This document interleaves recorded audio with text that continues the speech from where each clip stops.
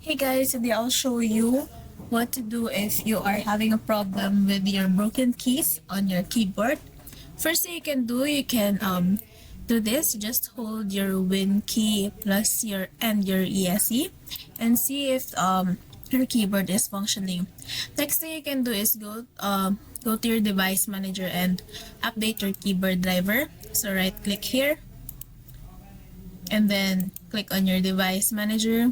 Find your keyboards in here. See, I have the standard PS2 keyboard. Just right click and update driver. Then click search automatically for drivers and then search for drivers in updated updates. Then just go ahead and check for updates. Once it's done, close your tab and restart.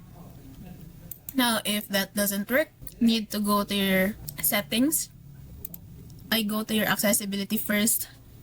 Now, your keyboard, click on your on-screen keyboard. You'll see it will be here. Now go to your search engine and type registry editor. You'll see this. Once you're here, go ahead and go click your local machines. Go to your systems, then go to your current control set, and then expand services.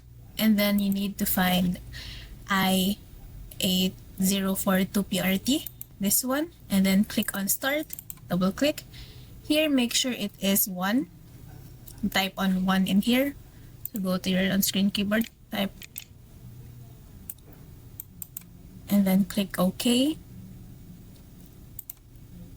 And then just go ahead and restart your laptop and see if it works. That's all guys. Thanks for watching.